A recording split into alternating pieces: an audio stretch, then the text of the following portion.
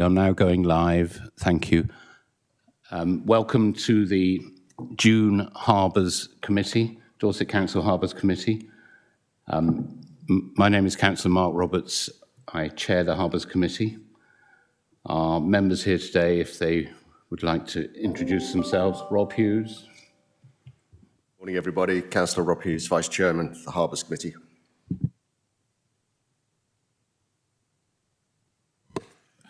Good morning, everybody. Councillor David Gray, Radcliffe. Morning, everyone. Mary Penfold. And Sarah Williams. Good morning, Sarah Williams, Bridport Ward. And our independent members, Lee Hardy. Morning, Lee Hardy, independent member. Thank you. Good morning, Philip Finks, independent. And Richard Tisley. Good morning, Richard Tisley, independent member. Sorry, I keep getting to my name. Is someone else on?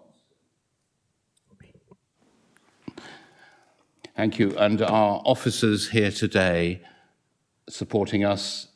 Is Michael Henge here? No, I don't think he is. No. Ken Buchan here today. Good morning, Ken Buchan, Head of Environment and Wellbeing. Thank you. Jamie Joyce, Weymouth Harbour Master. Good morning, committee. Yes, Jamie Joyce, Weymouth Harbour Master. Thank you, Jamie. James Radcliffe, I think, is joining us online. James, are you here with us? Yeah, good morning, Chair. Yeah, apologies for not being in person. No, we quite understand. Thank you for attending online. And Matthew Penny, Lead Manager for FCERM. I'm here, Chair. Thank you. Claire Connolly, Harbour Office Manager at Weymouth. Yeah, morning. Phil Crowther, our legal advice today. Yes, good morning, Chair.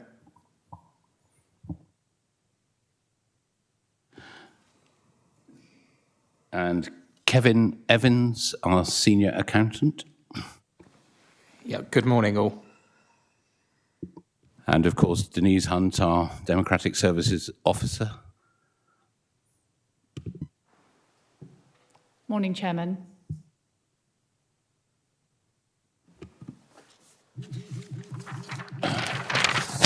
Do apologise, someone. Have we any apologies, please? Chairman, I've received an apology from Councillor Louis O'Leary. Thank you. Yes, I believe he's at work today. So. Right, we now move on to item 2 on the agenda. That's to confirm the minutes of the meetings held, or the meeting held on the 16th of March. I think you've all had a copy of the minutes. Are there any corrections or queries on the minutes? Are you happy that I sign these as a correct and true record? Thank you. Item 3 is declarations of interest. Do we have any declarations of interest from members of the committee? I will declare that I have a mooring at West Bay. Mary?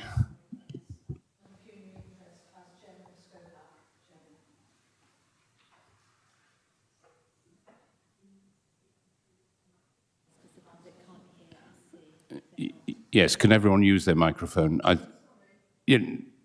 Chairman of SCOPAC and also member of Special Coastal Interest Group.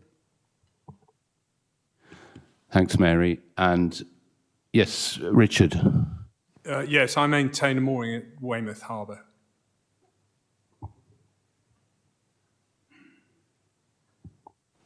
Is your mic on still? Thank you. I'm on, right. I also have a mooring at Lyme Regis, and I'll introduce myself. I'm Nick Marks. I'm the chair of the Consultative Group for Lyme Regis. Thank you, Nick. I was, when we came to you, I was going to introduce you. Sorry, I should have done already. My apologies. Thank you. Oh, they're probably listed, but I also chair the Southern IFCA and a member of the LGA Coastal SIG as noting interests. Item 4, public participation. Have we got any questions from the public? No questions or statements received, Chairman. Thank you. Now, Chairman's report, which is normally just a brief verbal update of anything, a couple of items I'll mention.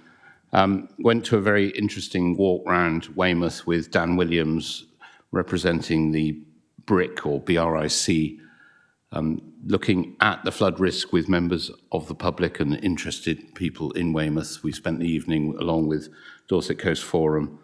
Some very interesting views from the public, and I guess it was to be expected, Ray, we had views on the railings.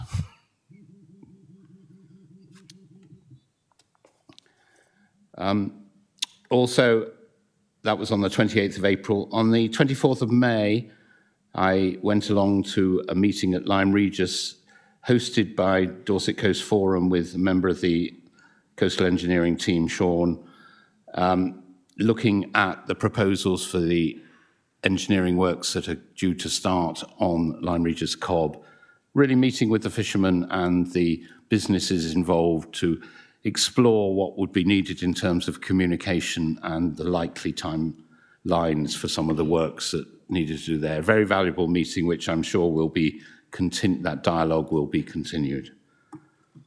And of course, I'm always pleased to attend the consultative committees, and we'll have some reports coming up from those. Next, so we have now the consultative group minutes, item 6 from Bridport West Bay, and unfortunately Simon Miles can't be here today. I think he's had to take one of his ribs to Poole. So he's dropped me a note. We've had his report, but his comments are, which he's asked me to read out. So the opportunity to report, he thanks us for. It's hoped that after a season or two, this is going to prove to be a very useful group, able to report on the harbour workings and help shape and use the activities moving forward.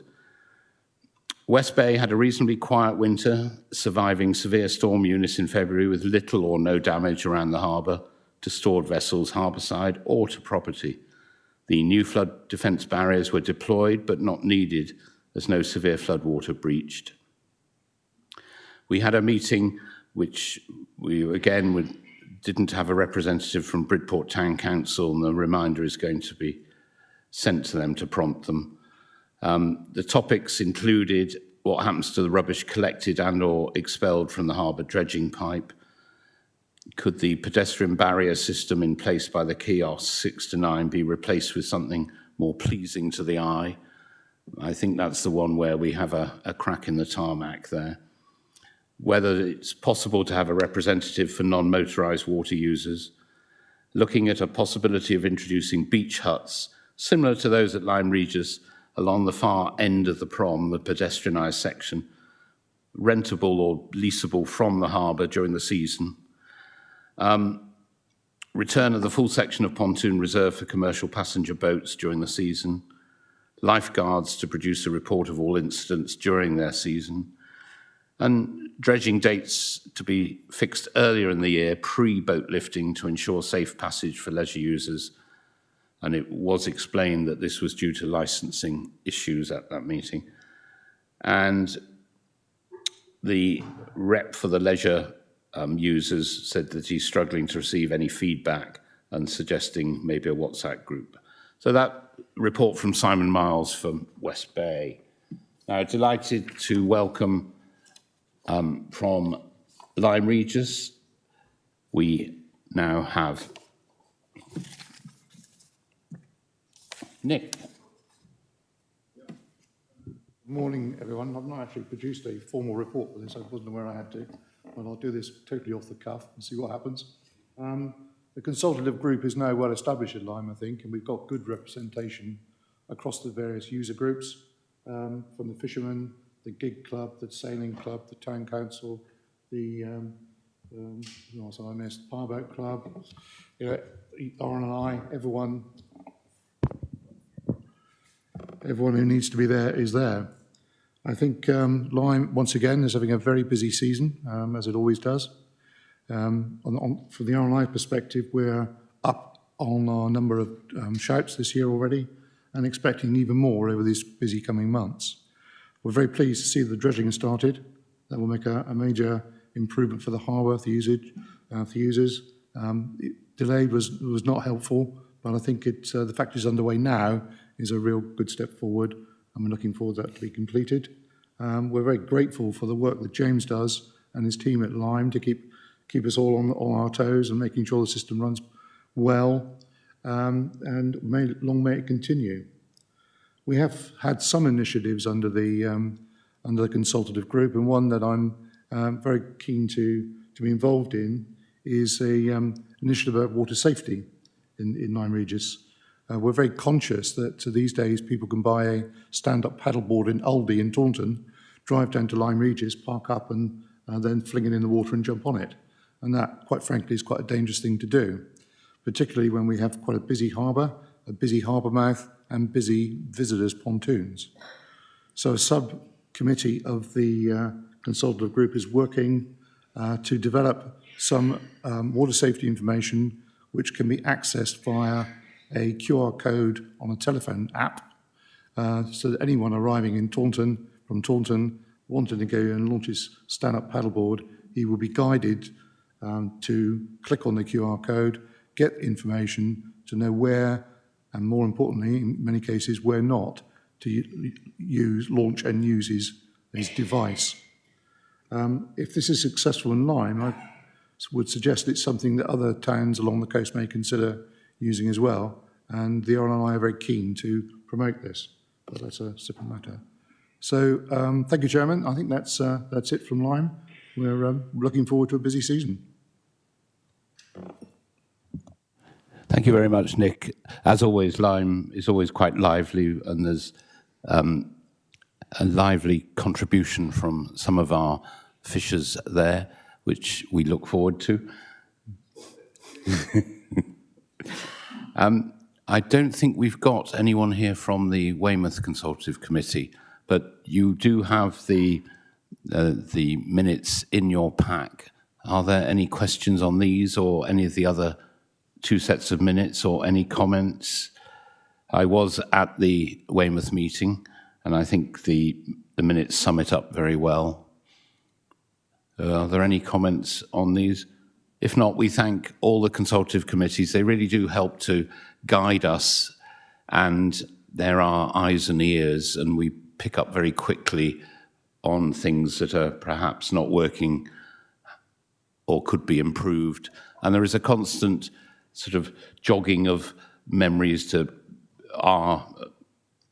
see what the future improvements could be. And a wide range of topics comes up from a wide range of users. They are extremely useful, and we really do welcome them. And thank you to Nick for attending today. We now move on to item 7, the Harbour Master updates. And the first of those will be from Weymouth. So we welcome Jamie Joyce for this, please. Thank you, Chairman. I'll commence this report with the end-of-year statistics, which have yielded good results in the number of berths let and also the income from visiting vessels and slipway users. The number of commercial fishing visiting vessels has reduced, but as we stated before, this is due to a number of those visiting fishing vessels taking up annual berths within the harbour, and also the reduction in the commercial berth availability through the Quay Regeneration project. The current situation is very positive. The visiting leisure vessels in April has seen the season off to a good start, with visitor numbers being up on the last pre-COVID year. The income for visiting yachts and activities for visitors using the slipway is also up compared to previous years. We are able to see a pattern of larger recreational vessels utilising the harbour, particularly between the 12 to 20 metre range. And when the new pontoons are replaced along the cargo stage, as per the asset management plan, we aim to create more berths able to accommodate those size of vessels. Our annual berth occupancy figure is 90.7%, which is a fantastic result considering the last 3 years we have averaged around about 75%. Also, the redesign of the slipway parking has seen a dramatic increase in demand for annual passes and daily use, and this is reflected in current improved financial statistics for this asset. Moving on to the Port Marine Safety Code. The defects, the team have responded to approximately 98 reported defects, a majority of which, around about 90%, are now identified via the Harbour team through their daily, weekly and monthly routine inspection regime. Incidents, we have 35 incidents recorded in 2022. Of note are the incidents documented in the report, which demonstrate the team's ability to deal with a variety of incidents, ensuring the safety and conservancy of the harbour. We are also in the process of improving our port local service, which has been budgeted in the asset management plan, and integrating the following technology into our daily operations, and that being automatic identification system monitoring, CCTV installation covering Weymouth Bay, the harbour entrance and the channel entrance, a weather station at the harbour entrance which will be displayed on the website providing data on tidal information, both predicted and actual, wind speed, direction, pressure and temperature. We have also updated to digital VHF equipment and updated our VHF aerial equipment. And we're also in the process of working with Navmore to transition the harbour entry light system to the International Association of Marine Aids to Navigation recommendations. The general directions have been assessed by a specialist maritime solicitor and a draft copy has been produced, and a paper will be forthcoming in the September meeting to introduce a 6-week consultation period for the general directions. I'll just clarify as well, as per HRMC policy regarding the reform of red diesel and other rebated fuels entitlement, I can confirm that the Harbour forklift is now running on white diesel to conform to this policy document. Staff training, we've had a successful period with a number of our staff achieving commercial vessel qualifications and other associated marine courses. We have completed the recruitment process for the front office staff and welcome both Leslie and Bev to the team. We have also recruited 2 assistant harbour masters, and the objective of recruiting to these positions will be to improve the service delivery, communications, and provision of experienced managerial cover for the operational hours of the harbour. Moving on to dredging. Following 8 full days of dredging, some 700 cubic metres of material have been moved. The result of this dredging operation is that the entrance channel extremities now have a minimum depth of 3.3 metres. Therefore, we have deepened the shallowest part by 0.7 of a metre. For information, the transit line to the harbour, a 60-metre wide channel, is between 4.3 and 4.5 metres, which is now back to the maintained depth level. We aim to complete this on an annual basis and envisage that we will only require half the time that we did this year to ensure that we maintain our depths to the current levels shown in the document. The new bay buoys have also been deployed in Weymouth Bay to mark out the recreational zones over summer. The new buoys, as we stated before, are larger, have clearer lettering to designate the zone use. They are placed both on the shore side and seaward sides of the zones to inform both beach users and mariners of the locations. We've created a safe code of practice for bunkering procedures, and this has been developed by the Harbour team, and it's based on industry standards and implemented for vessels undertaking refuelling within Weymouth Harbour. It consists of a checklist for operators to follow and provides information on actions to be undertaken in the event of a spill. This will also coincide, or has coincided, with the development of an online bunkering notification system, which is hosted on the website and allows the responsible person to inform the harbour of any commercial activities of refuelling over 1,000 litres. I'm pleased to report that the sea hives at the pleasure pier have been installed on the northern side of the pleasure pier. The artist has commenced painting a mural at Building N, the old toilet block. Benches have been purchased for the pleasure pier. Signage and information boards have been ordered for the pleasure pier, and educational presentations to local schools have commenced. Aids to navigation. The harbour entry lights have been replaced with LED port entry lights with a smart monitoring system, and that will alert the team of any defects to any of these aids to navigation. Moving to the Peninsula development, the principal contractor, Midas, has demobilised from the site following their announcement they were going into administration. The subcontractor, TMS, have returned and completed the wall remedial work on wall 9 and 10. There are ongoing talks with regard to securing a new principal contractor to complete the public realm improvements and commercial area works. The asset management plan for 22-23 has been commenced with a number of projects already completed or awaiting quotes. Thank you, Chairman. That completes my report. Thank you, Jamie. A very comprehensive report, as usual. Any questions from members on that report? Thank you. We move on now to James Radcliffe, Harbour Master, who's at West Bay and Lyme, who will give his reports. Please, James. Thank you, Chair.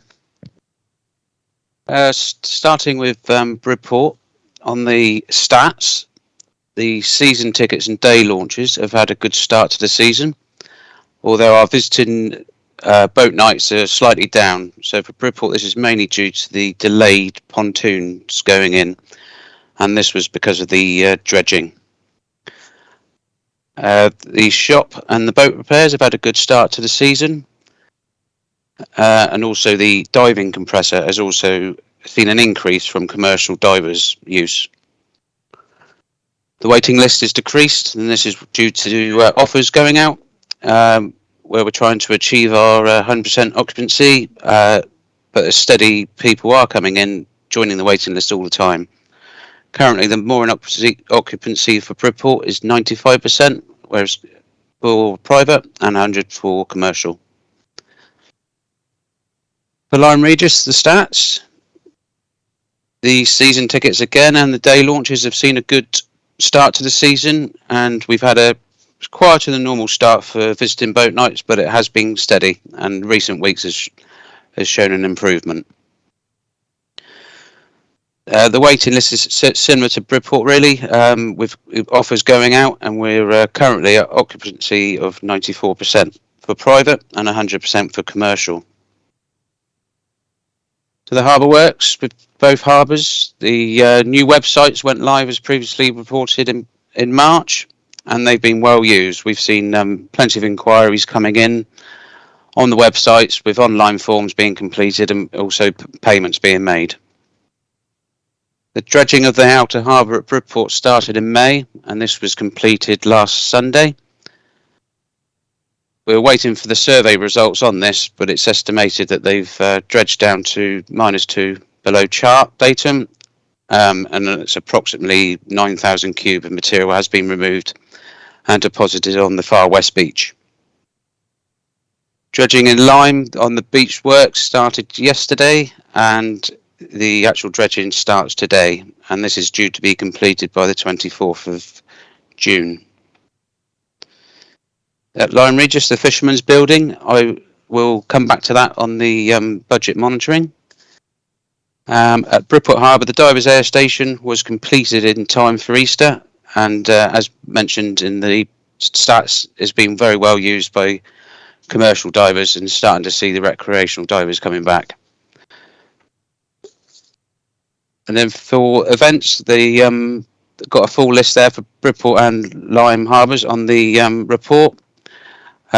West Bay Days held their Pirates Day last weekend, which was very well attended. Thank you, Chair.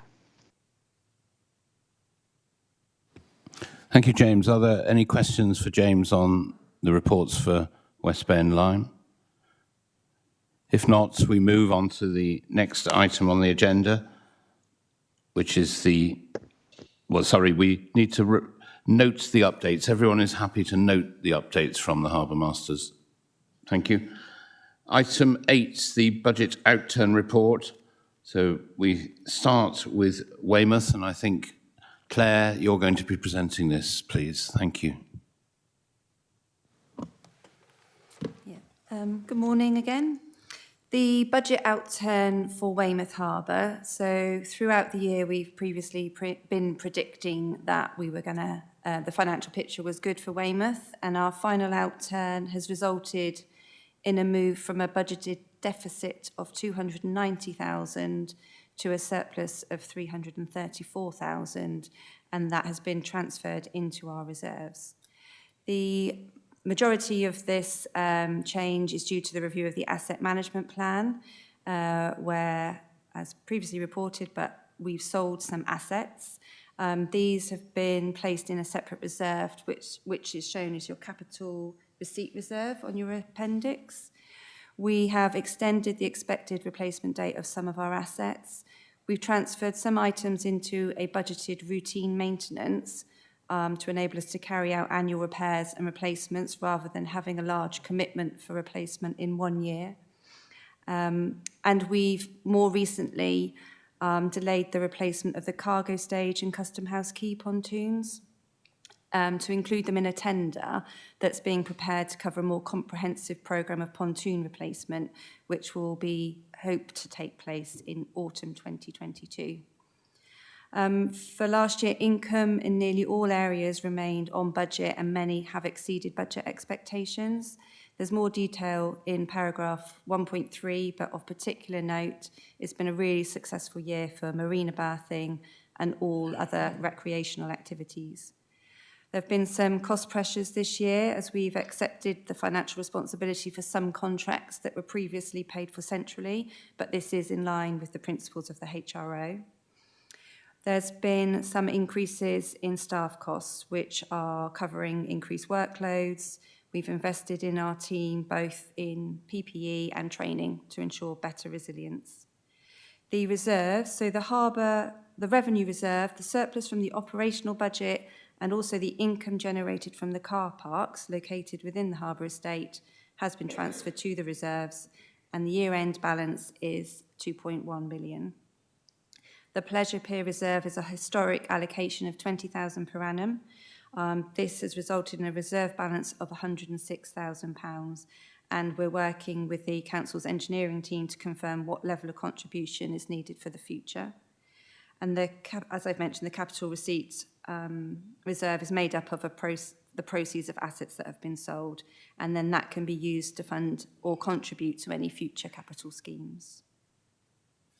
And that's it, thank you. Thank you, Claire. Any questions? Yes, David. Thank you, Chair. Morning, Claire. Just one point of clarity. We've got a reserve each year, 50,000 for dredging for 3 years and then 25. We spent 3 last year. Plan to spend 30 next year. I'm just sort of questioning the appropriateness of 50, and I know we stuck a finger in the air, but I'm just £3,000 seems really small for dredging, so I'm just questioning whether we got the medium-term financial plan right for those 5 years with the 50-50, 50, 25, 25. Thank you. Thanks, Chair. Yeah, if I could respond to that. Yeah, we're obviously seeking best value for money, so the £3,000 initially was spent on engineers' reports, on dredging reports, and actually finalising a plan for the dredge. So this year we needed to understand how plough dredging worked within the harbour entrance, and spending the £33,000 that we did on that, it was successful. We also need to build a budget to be able to dredge the inner harbour areas and the marinas. So we need to understand what that looks like as well when we start using plough dredges in those areas.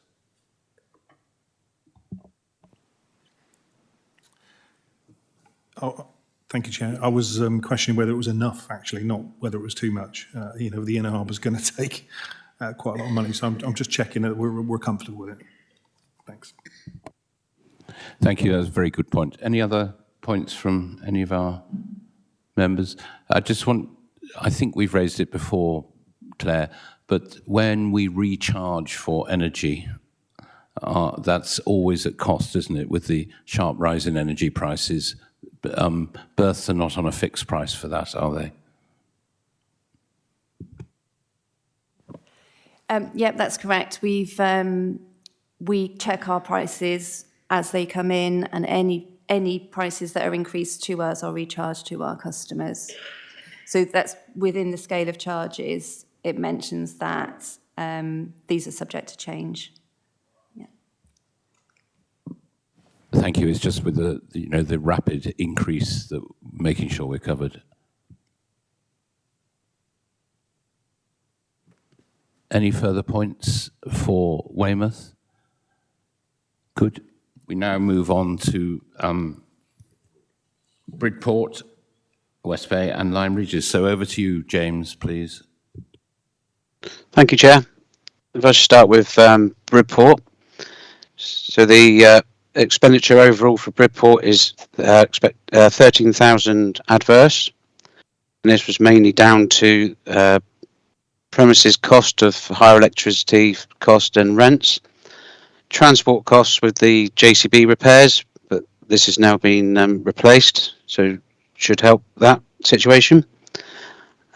Increased cost in materials and PPE costs, and also the Harbour share of the designated person. The income was 28,000 favourable, and this was made up of car park income, increase in shop sales, increase in overnight stays, and which was offset with the bad debt provision. There will be a transfer for Bridport of 15,000 into reserves, leaving the reserves at 40,000. So the outturn for Lyme Regis, the expenditure overall was 35,000 adverse, and this was down to transport costs, where the boat lifter needed a refurbishment and hydraulic rams replacing. The JCB had major electrical faults, which made diagnosis difficult. But the supplies and services cost as well, PPE and the Lyme Harbour share of the designated person, and the cost refurbishment of the office to convert it into the shop. The income is 102,000 favourable, and this is down to the increase in car park income, new shop income, increased use of the kayak storage, increase in visiting vessels, and the filming that we saw from Warner Brothers of Wonka. The predicted the transfer to reserves was 67,000, which leaves Lyme's reserves at 176,000. Thank you, Chair. Thank you very much, James. Any questions on West Bay and Lyme Regis?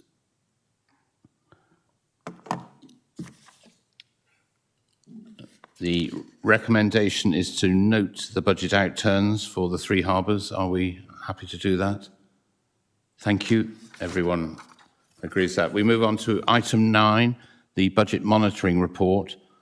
And we start here with Weymouth and Claire again, I think. Thank you. So budget monitoring figures for Weymouth Harbour is giving at Appendix 6. At this early stage, we're on budget with no overall change to our predicted surplus. There are a few changes within that. So income, I say no known concerns, but the occupancy of marina berth continues to improve. Jamie reported earlier, but when before we left today, we looked at our occupancy rates and they've reached over 90%. So that continues to be an improving picture with more inquiries coming in. So we're definitely expecting to exceed our budget expectations, and we've reflected that in our predictions. Income generated from the car parks within the Harbour estate is transferred into the general reserves. These funds will be used to support the harbour as a whole, but initially with a view to support the regeneration of the peninsula, the commercial area, contributions to walls and public realm, etc. There are a few cost pressures this year. Our insurance costs at outturn were higher than our budgeted figures from last year. Same with the water consumption. So for our forecasts, we've taken that into account and predicted a slightly higher spend. Our increased routine maintenance costs is specifically around the inner harbour. With it becoming busier, and we want to spend a bit more time investing in our facilities there, we've decided to draw up a bit of a works programme and do some more dedicated routine maintenance there, which is great. It means we're having a better response to repairing defects, we're cleaning pontoons, and there's an increased presence on the marinas, which has been welcomed by customers. And the biggie, which is obviously what you alluded to earlier, is our energy budgets. So initially when we set them back in sort of Christmas time, we assumed an increase of 10%. As a whole, Dorset Council are currently making forecasts based on a 65% increase for a part of the year. So we've calculated our predictions to reflect this. Reserves for this coming year, balances are at Appendix 1, showing commitments to our maintenance, dredging, pontoon works and the pleasure pier reserves. In paragraph 8 within the report, there's a table that it's just a simple demonstration. I think in the past we've talked about what our commitments are, but we haven't really shown how it would affect the reserve balance. So we've made an assumption that we've got a surplus each year, and we've sort of tried to forecast for 5 years what the effect will be on the reserves. I mean, obviously this is an ever-changing picture, but we wanted to just give you a flavour. We intend to firm up some of those estimates within the plan. We mentioned that we've got a tender going out for pontoons. So those high value items, when that comes back in, hopefully we can use that information to keep this document as relevant and accurate as possible. And that's it. Thank you. Thanks, Claire. Are there any questions? Yes, David.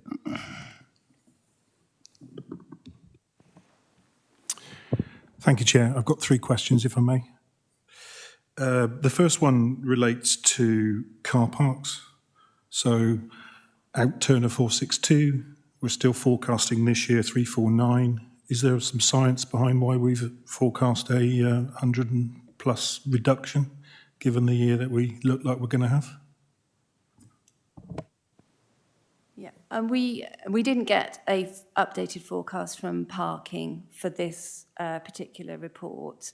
As you know, all the charges and fees have changed, so it's a difficult thing to make a comparison on, but we're working with them to look at that for September and provide a better forecast. Thank you. Yes. So if we could get some sort of lead, where it's going up or down. Second question, really, and this is one that's escaped me, Chair, for 2 years now, so my apologies if this comes late, but 229,000 recharge. On all the summary reports we've had, I can explain, I'm looking at page 65, I can explain, staff and all the rest of it, but I don't actually know what's in that spend, and I'd like to know. So Dorset Council charges the Harbour 229,000, which interestingly hasn't gone up in a year. So I'd question whether, with the inflationary pressures that we've got, why it's not more, or is it correct? So I'd like to understand as a board member what that 229,000 that Dorset charges us for. Thank you. Ken, do you want to assist on this one? Because it's a historic one, isn't it? Yes, Chair. I was actually going to defer to Kevin, to our accountant. They would have a better understanding of the detail of the internal charges. Thank you. Kevin, please. Yep. Hi. So from my perspective, this 229,000, as you alluded to, is a historic figure. I don't actually know the date it goes back to, I'm afraid, but what it effectively represents is obviously the sort of internal recharges, HR, IT, those sort of support costs from the Dorset Council into the Harbour. In terms of the base calculation, that'd be something I need to probably speak with Claire and Jamie about going forward, because I haven't got any sight on where that original figure come from. I'm not sure if you guys were aware of when it was originally calculated. Yeah, it's going back to Weymouth and Portland days at least, but it represents a support cost to the Harbour from the authority.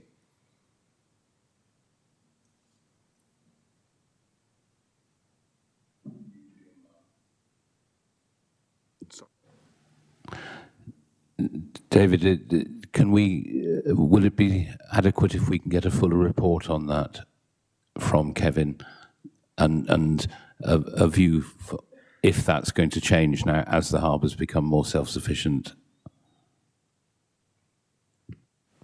Yes, Chair, that's fine. I think for 2 years we do need to understand what it is we're being charged for from a value for money point of view, or even if it's more, we just need to understand that significant cost. My last question really is going back to our fairly detailed discussion about the charges increase back when we set the budget, given that inflation's now heading to double digit. I made a big play at the time to say 3% is not enough. We've now got text around internal pressures. I'd like to say at the half-year stage we need to look at the charges again to take into account that inflation is going to be 10%. I know the energy cost is uncharged, but insurance, everything's going up. So I just want to make sure that we don't get to the end of the year with a 3% increase in charges, but a 15% increase on costs. So can I ask that the half year we review that, please? I think that's a very good point, and I suspect it's been noted, and we will normally have a workshop on those prior to the December meeting, and I hope you'll be able to contribute as you normally do. Thank you very much for those. Are there any other points for Claire for the Weymouth? If not, we now move on to the West Bay and Lyme Regis, please. So, James. Thank you, Chair. So the Bridport Harbour monitoring, the latest figures is showing an overspend of 17,000 against this budgeted surplus of 35,000. The budgets have now been amended to bring in the income from property and assets and parking due to the HRO that's progressing. So the expenditure, as mentioned, is 17,000, and this is inflation on fuel costs, utilities and service contracts. And the income is expected to be on budget. The predicted reserve at the moment, movement to reserves report is 17,000. And for Lyme Regis, the forecast is currently predicting an overspend of 15,000. Again, the budgets have been amended to bring in the income from property and assets due to the HRO. So the expenditure is again inflation on fuel costs, utilities and service contracts, and the income expected is to be on budget. For Lyme, there's no predicted transfer to reserves at this stage. And that's the monitoring. Do you want me to move on to the Harbour Master Store and Fisherman's Store at Lyme? Yes, I would. I think we need to discuss this and come to a decision on this item. Okay. So the Harbour Masters and Fisherman's Store at Lyme Regis, the construction of the new store has been delayed, and the planning requirements for the building design have added up significant cost as well as current inflationary pressures. The preferred option is to build the store during the winter off-season. The planning permission was granted for the building on the 10th of September 2020, which was, with the 3 years permissions limit, means we have this winter which to construct the building. In addition, Lyme Regis Town Council have given us notice to vacate our current store by January. This will leave us nowhere to store our equipment, such as pressure washers, trailers and all associated stored items for the harbour maintenance. The current harbour reserve is 176,000. Current build cost of the store has increased due to material costs and changes in the original planning. The last estimate of April, it was 187,000. Remaining budget from the original project funds, which were to cover the slipway and platform improvements and construction of the store, are 23,000. We are seeking approval from the committee to use up to 170,000 from reserves to engage the contractor so they can secure the materials required and prevent further price increases. We will be aiming for an October start date.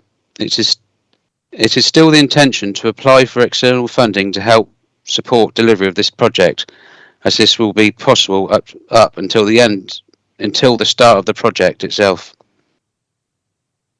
There is, of course, a risk that the external funding will not be forthcoming, but at this time there are no other immediate requirements for the reserve. And we hope to have a similar year to last year, where we were able to contribute to the reserves at the end of the year to start to build it up again. The new store will be able to accommodate the newly purchased harbour rib and the current JCB, which is due for replacement soon. This will not only protect the machines from the elements, it will prolong their lives and reduce maintenance costs. There is also potential for some of the space to be rented out to local fishermen. Thank you, Chair. Thank you, James. This has been quite a long time in the process, and I am aware that due to various delays, the estimate has risen over the last 8 or 9 months by about 50,000. So we feel, partly with the time limit on planning permission, the ending of the lease with Regis Town Council for storage, that if members are happy to, what we need to do as a committee is to approve the use of the reserve budget to go ahead with this project, which really is essential. And we note that some space may be rented out, that we are having talks, and it sort of blows a little hot and cold with Blue Marine about an ice facility for the fishermen. There may well be some additional funding towards it. And James didn't mention, but there will be the opportunity, I think, to bid from some of the funds that the MMO are due to release for improvements to fishing. And we may well secure a reasonable amount of this cost, but we can't guarantee it. So there is obviously a slight risk that we would use most of our reserve, but I suspect if we didn't go ahead, the rapid increase in the construction materials would mean that we would be beyond the scope of our reserve. So any thoughts or comments, please? Silly question, but do we know why the town council has given us notice? Can we not negotiate a sort of extension, given the build times of particularly things that the council involved in tend to take longer? I'm just wondering whether, from a contingency point of view, if we can't sign a long-term lease with the town council, at least we get 3 months to build in some contingency, because it's quite a risk. James, have you got any? Yeah, the town council have been talking about giving us notice for about 18 months now to 2 years. And they want the store for themselves to be able to use the store equipment themselves. So the notice they've actually given us now, which is January. James, what's the sort of timeline if we approve today, and you've mentioned starting in October, would it hopefully be completed by the time we need to vacate the town council store? Yes, that would be the hope, yes. I hope that, I know there's often delays, David, but I think if we do approve and get going with this, I think the contractors are lined up. They've been appointed, so hopefully we could get this. So any other comments? Yes, Mary Penfold. Thank you, Chairman. I just feel that it's absolutely essential that we have storage here. Obviously, it's definitely needed. It's really important. Thank you. Any other comments?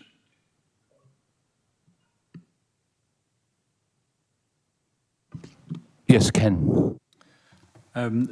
Perhaps ironically, the town council are keen to use the storage space for their own tractor and sand rake from the beach, you know, because that's been falling into disrepair because of its exposure to the sea air, and that's precisely why we need to build the other storeroom.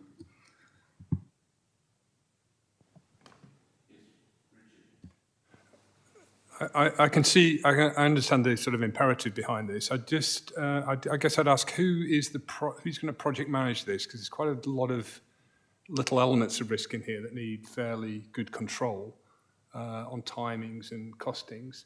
So who's going to be the project management, and would we see that report? I think, James, can you answer that? Yeah, that would be our own assets and property. They're already engaged with the project and they've been talking to the contractors. Are you happy with that, Richard? I think, yeah, as long as it's, you know, properly overseen and there's proper, you know, some good risk management control on there, yes, absolutely. We have an experienced team there who are used to project managing, so I think we're in good hands there. Any other comments? Could I have a proposal then to approve? Oh, Nick, do you want to come in, please? Just the only thing I would say, I would just like to echo the requirement for the store. It is imperative it's there, and this project seems to scarf quite nicely with the town council requirements. I would just urge you to think positively on the outcome. Thank you. That's the couldn't be a more local view than next door to it. Thank you. May I ask for a proposal? Sarah, I saw your hand first, and a seconder, please. Yes, Mary. Are all in favour? Can we show hands?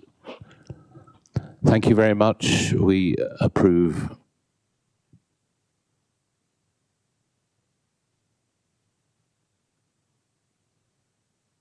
We now move on to item 10 and ask Matthew Penny, the lead on flood and coastal erosion risk management, to give us an engineering update. Please, Matt. Thank you, Chair. Yeah, as said, the purpose of my report is to give an update to the committee on the engineering activities that within all three harbours. Starting alphabetically at Lyme Regis, the dredging works there has been noted is underway, and we are still on target for a 24th of June completion date. Should be noted, though, that demobilisation of the contractor's equipment probably won't be to the following Monday 27th, because they'll probably be using all of Friday to complete that work. It is obviously always dependent on weather conditions at these relatively exposed locations. But thankfully the weather's playing ball with us at the moment. The inspections for Lyme and all three harbours, actually, so I'll summarise them in one go. They're always scheduled for summer and early autumn, which is generally our quieter time in sort of larger works because of tourist season. So we undertake a lot of our inspections then. So they're scheduled for their normal dates in summer and early autumn. The repairs at Lyme Regis are ongoing. Minor repairs to the surface always underway. Structurally, nothing significant structurally other than waiting for the Phase 5 scheme, item D there, the Phase 5 scheme to come online. And as is noted there, we've submitted the outline business case for the scheme to the Environment Agency Assurance Board. We're still waiting for that assurance. It hopefully should come in the next few weeks. We've had relatively few comments and clarifications back, as is normal with these sort of submissions. So we're hopeful that should progress relatively smoothly and get the funding for the scheme to come through.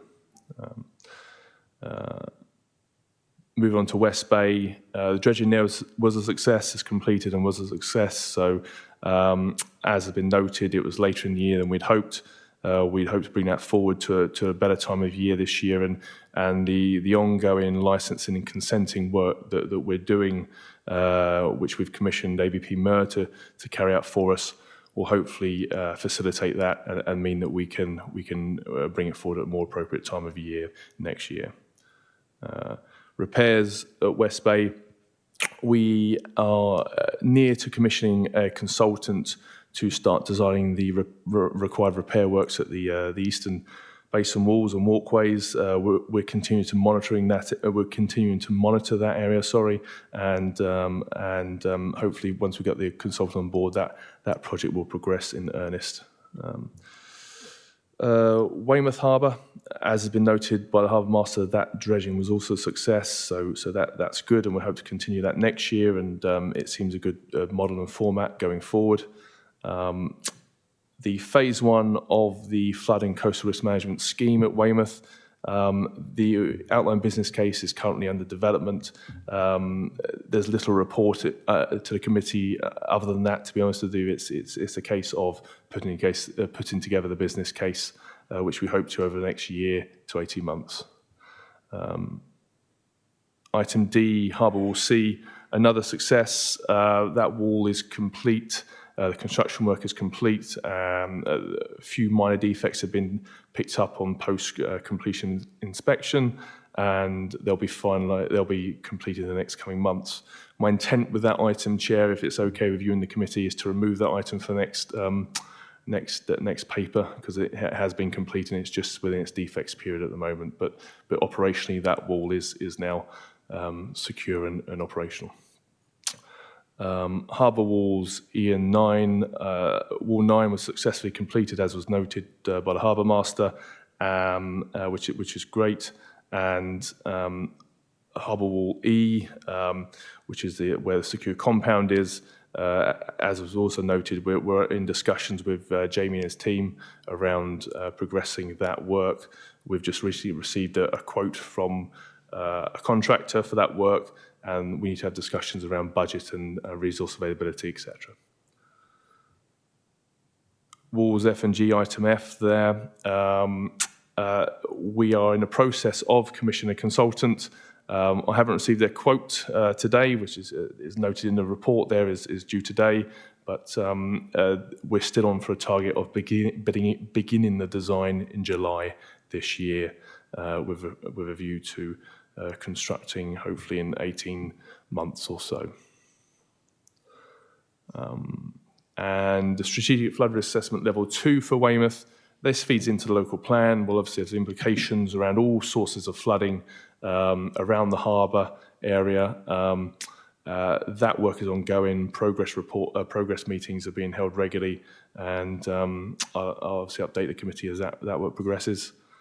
Item 1.4 is regarding Portland Harbour, obviously not under the remit of this committee, but good to note as requested. So the ground investigation works and the installation of the monitoring equipment that's underway for the monitoring scheme we're putting in place there will be installed in the next couple of months, with a view to monitor over the next 5 years and have an output of a cliff management strategy by the end of it.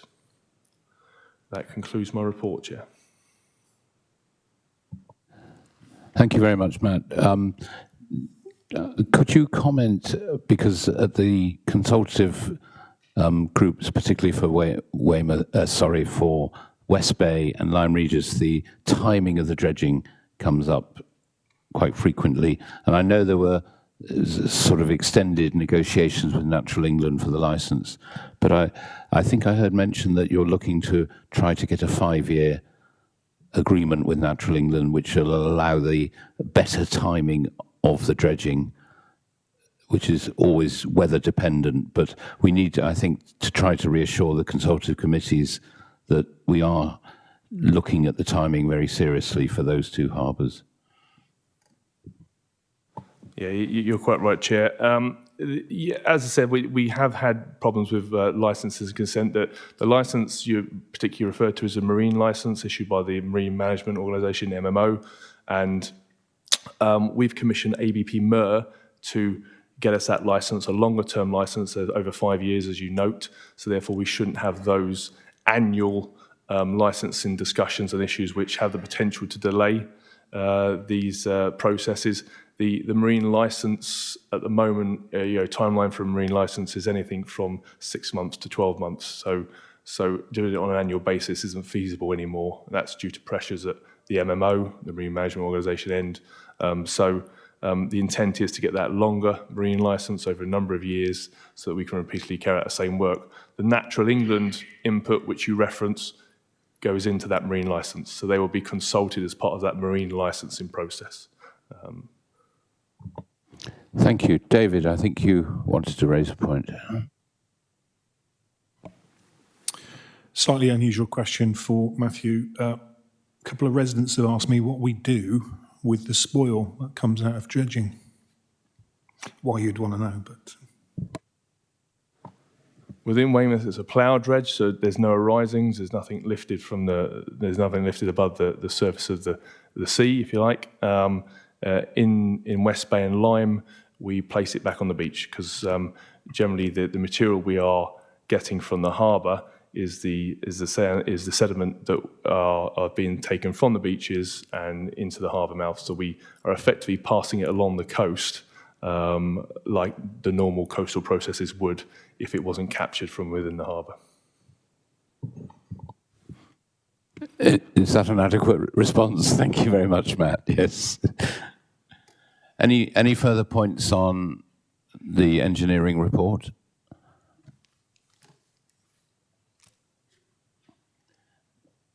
Our recommendation is to note that report. We're happy to note it. Thank you. The next item, item 11, is the Weymouth Harbour Pilotage review, and this is going to be introduced by Jamie Joyce, Harbour Master. Thank you, Chairman. In addition to the reports before you today, I'd like to deliver a summary of the pilotage paper for consideration by the Harbour Committee today. Weymouth Harbour Authority is a competent harbour authority, and within that meaning of the Pilotage Act, it states that each competent harbour authority shall keep under consideration whether any, and if so, what pilotage service need to be provided to secure the safety of ships navigating in or in the approaches to the harbour. Therefore, Dorset Council contracted Marico Marine to conduct a formal risk assessment of Weymouth Harbour pilotage, as they had completed a previous formal assessment in 2014. This review noted the significant reduction in commercial traffic visiting Weymouth, both currently and anticipated in the future, and the difficulties that this presents in maintaining a pilotage service. Those being that it is not economically feasible to employ even one full-time pilot, so the authority is reliant on contracted personnel who require considerable notice periods to ensure availability, that the commercial traffic levels have fallen to such an extent that the requirement for vessels to take pilots has become extremely infrequent. It's not economically feasible to maintain the required infrastructure such as a coded pilot vessel, and this requires reliance on availability of the neighbouring Portland Port Harbour vessels for pilot transfer. The fact that the few pilotage acts that are carried out has meant the Harbour Authority is now unable to meet the obligations of the Pilotage Act and the recommendations of the Port Marine Safety Code in respect of pilotage, namely that the service should be provided through the assessment and management of authorised pilots. And to enable this, the pilotage service must have sufficient pilotage work to maintain their skills adequately. The authority no longer employs any officers suitably qualified or trained to assess the new pilots or even the pilot exemption certificate applicants. And that the level of pilotage actually undertaken cannot guarantee or cannot generate sufficient revenue to cover the ongoing costs incurred. In addition to this report, Marico also assessed the hazards navigation with Weymouth, which could be mitigated through the provision of a pilotage service, and concluded that the baseline level of risk without pilotage is low, and that pilotage only reduces the risk very slightly, but still within this low risk band. The report further recommended that while the Harbour Authority should also strive to reduce the level of risk associated with operations in their area to the lowest level practicable, there is no clear evidence that the current pilotage service contributes significantly to a reduction of risk. The report also recommended that consideration should be given to the removal of pilotage service, as this would not have an unacceptable impact on the level of navigational risk within the competent Harbour Authority area. But before pilotage were removed, fully review the operations and safety management systems.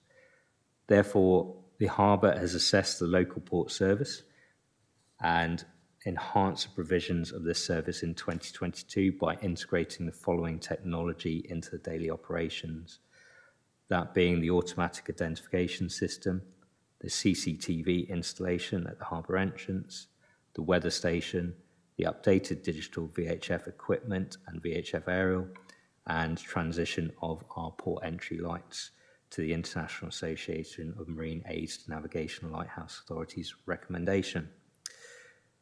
The Harbour, as noted, has recruited 2 assistant harbour masters, and that will increase the operational management coverage of the harbour. And also the Harbour has made use of the 2021 Harbour Revision Order to formulate general directions which will become enforceable when pilotage ceases and due to be presented in the September Harbour Committee.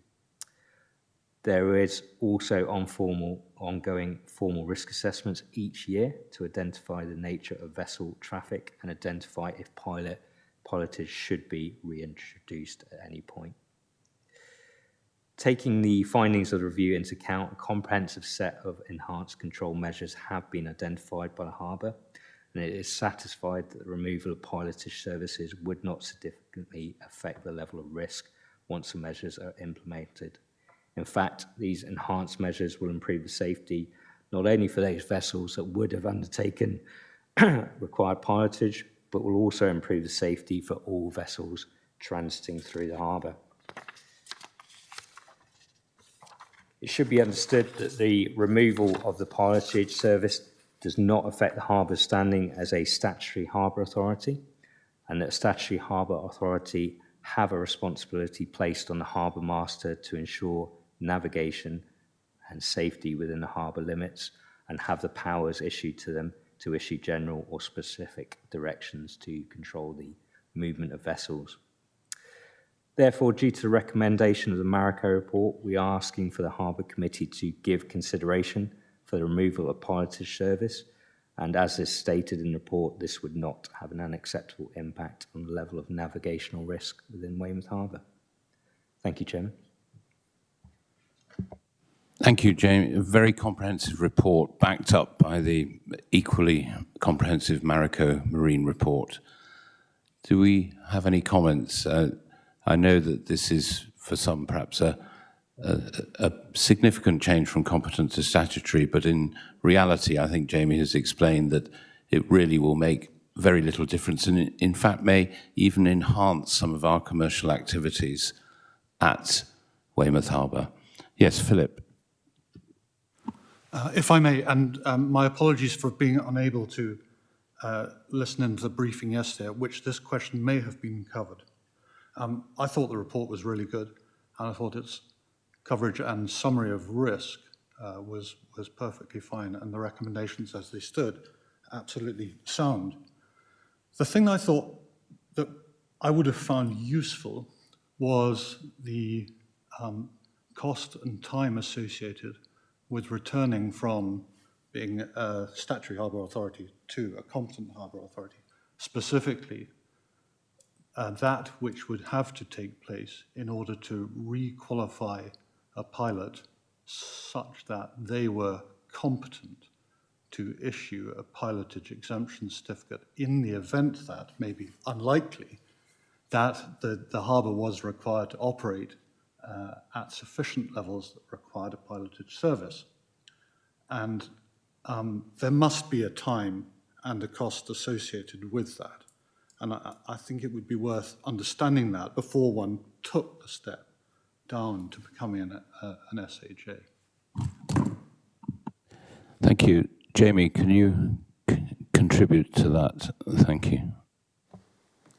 Thanks for the question. Yeah, certainly in the financial implications of the report, we've put a few costs there associated with what we'd have to currently achieve to get that status. There is obviously a timescale of employing a pilot going through a job evaluation scheme, and actually the process of recruiting that person into post. It is extremely hard to quantify those costs in relation to if and when we do it in the future. Just as a general rule, we put in that an average pilot salary could be anywhere between £38,000 and £50,000 to employ that personnel, plus costs of going to train at probably Portland Port or another facility to get their experience.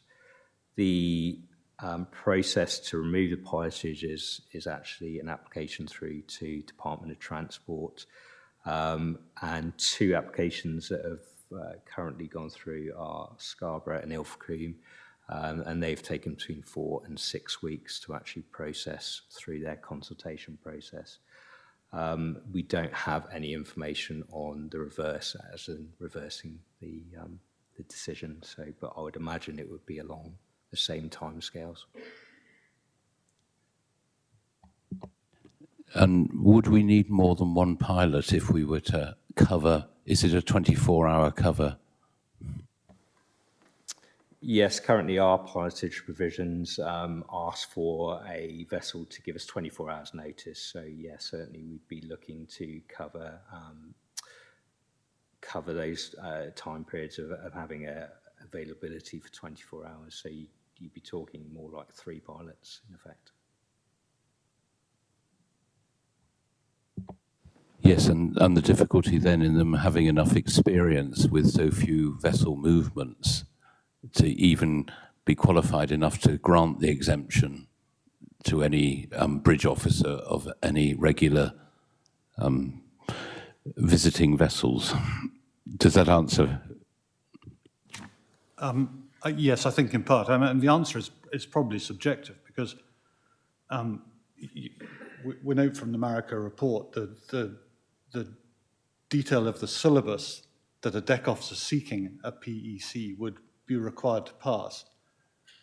Getting a pilot up to that level of competence so that they're qualified to issue a PEC actually could take a significant amount of time. So if it was going to take 2 years, for example, to recruit a pilot, budget a pilot, recruit a pilot, train a pilot, get them to a level of competence that they are once again able to issue a certificate, a PEC, actually that's a long time before Weymouth Harbour can be a competent harbour authority. And I think in our thinking, we just need to have that in our mind. One can go one way, but if, for example, Condor Ferries actually had a genuine case to operate from the harbour, and you make the point it'd take a fair amount of time for them to put in the infrastructure, alongside that, there's a requirement to recover our own professional standards there, that we could issue the deck officers with a PEC so they could operate without a pilot.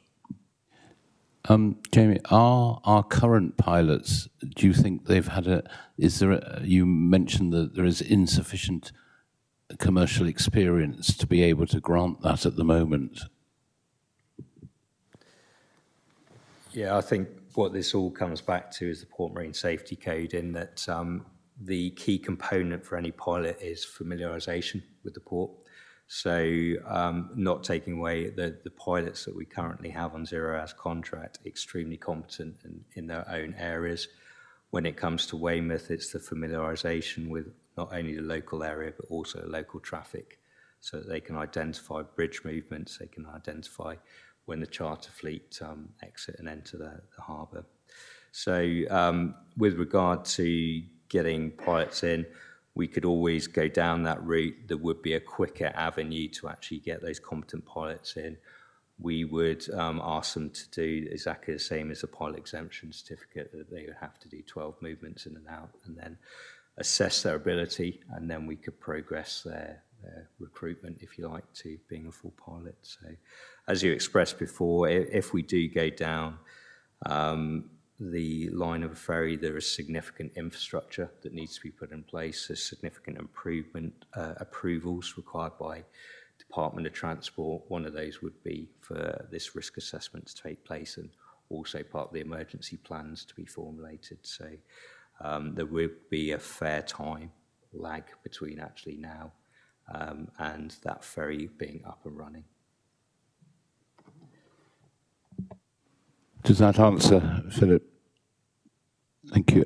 I do note in Marico's report that the Royal Navy do not require pilots. Whether that's wise or not. I didn't ask that question. Are there any more points to consider on this? I know that one of the things that really interested me that under the current pilotage or the competent harbour sort of regulations, any passenger vessel carrying over 12 passengers needs a pilot. But I understand that there may be a possibility when we don't need, if we go to a statutory harbour authority, that the harbour master and his team can safely bring in passenger vessels carrying up to 70 people, which could mean tenders from cruise ships. Jamie, do you want to just, I probably haven't explained that very well, could you? I think you explained it well. It's, yes, we have had significant inquiries from various cruise operators that wish to anchor in the bay and tender their passengers into the harbour. Currently, as the chairman said, the pilotage states that over 12 passengers, we would require them to have a pilot, which that cost alone negates them from conducting those operations. So to facilitate those requests in the future, if we were to remove pilotage and introduce all the enhanced safety measures that we currently have, then we could safely bring in those passengers on those tenders. Yes, and I think that would be a huge boost to Weymouth town, because currently quite a lot of the cruise ships that come in for the day to Portland Port, the coaches take people off to various other places like Stonehenge and Stourhead, whereas if they're coming effectively on foot into Weymouth, the spend is going to be in Weymouth. Richard, did you want to make a point? Yes, I would comment that the risk assessment was very comprehensive and very, very appropriate against the Port Marine Safety Code. Just to confirm, the consultant made a recommendation to review the general directions and the local port service. And I think, Jamie, you touched on there have been improvements. Are they now fully reviewed and complete, or is there some small work to do? Thank you. So tomorrow we're installing the VHF digital equipment. On the 25th of June, we are installing CCTV cameras. On the 25th of July, we're installing the weather station. And the lights will be complete by the end of June as well. So all of those considerations will be complete, yes. So it'd be correct to say that review of general direction and LPS will be complete in advance of any change to status?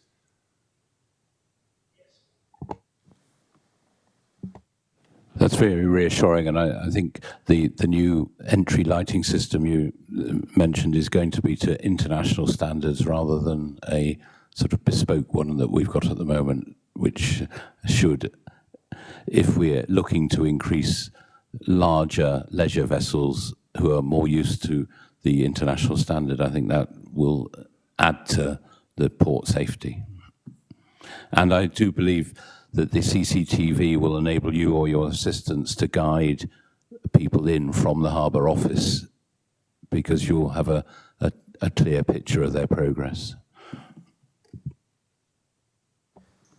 Yeah, you hit the nail on the head. Yeah, it's exactly right. So the assistant harbour master's actual desk will have CCTV. live CCTV along with the AIS and digital applications to be able to facilitate bringing those type of vessels safely into the harbour. Are there any more questions or points? We've looked at this very thoroughly, and thank you, Jamie. There's two recommendations.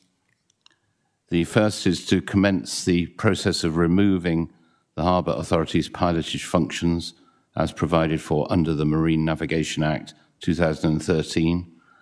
And two, which I think we've pretty well covered, which is to fully review and, if possible, enhance the relevant existing control measures, in particular making use of the general directions and reviewing the Harbour's local traffic service provision, which I think Jamie has said is probably all going to be in place by the time the process is fully sanctioned by the Department of Trade. If you're content with this, could I have a proposal, please? And I think we could take them both together because they very much work together. Is there a proposal? Yes, David, thank you. And a seconder? Sarah, again, I saw you first. So Sarah Williams seconding. And all in favour, please? I think that's unanimous. Thank you very much. There's no against or abstentions, were there? So thank you very much. And we now move on to item 12, the forward plan, and over to Ken Buchan, please. Thank you, Chairman. So in the forward plan, we have a few items coming up that relate to actions from the Harbour's strategy and also the Harbour revision order. So related to the Harbour revision order for September, we're looking to consider the newly drafted general directions and we'll be seeking approval to go out to public consultation following that meeting. For March 15th, prior to the new financial year, we'll be looking to present the Harbour business plans, asset management plan for Lyme and Bridport harbours, and also the Dorset Harbours communication plan or communications plan, all of which were actions arising from the development of the Harbour strategy. So that's the proposed forward plan at this time. Thank you, Chair. Thank you, Ken. Are there any comments or suggestions for anything that we might need to add to the forward plan?